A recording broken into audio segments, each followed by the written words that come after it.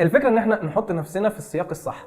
انت دلوقتي مفيش حاجه اسمها انك تفضل واقف في مكانك، انت يا اما بتتقدم يا اما بترجع لورا، لان الناس كلها بتمشي، فانت لو فضلت في مكانك هم هيسبقوا كلهم. دي لازم تكون حاجه في بالي طول الوقت، اذا لم تتقدم تتقادم، هتقدم، انت اللي هتتاخر لورا لان الناس كلها بتسبق. فدي نقطه مهمه لازم تكون في بالي. واحنا هنا في الحياه عارفين الحاجه الثابته في حياتنا هي التغيير، دي الحاجه الوحيده اللي ثابته. فالعالم بيتطور بسرعه جدا جدا، فانا لو ما بقتش على نفس المستوى ده من السرعه، انا مكاني في ناس تانية مستعده انها تسبق وجاهزه اكتر مني، يعني فعلا سابقه يعني بالظبط. وما بقاش في حجه دلوقتي. دلوقتي مصادر التعلم بقت كتيره جدا جدا، متاحه في اي وقت، في حاجات مجانيه، في حاجات مدفوعه، عايز تحضر اونلاين تمام، عايز تحضر اوفلاين موجود. فالفرص كتيره جدا جدا، ما ينفعش حد يقول ان هو مش لاقي فرصه، بالعكس ده احنا بقت المشكله دلوقتي هو الغزاره الشديده في المصادر المعلومات.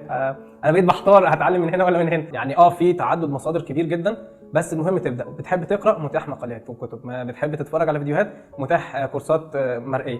بتحب تسمع، بقى في بودكاست دلوقتي، والكورس كله بقى سماعي بس. فكل حاجه متاحه يعني.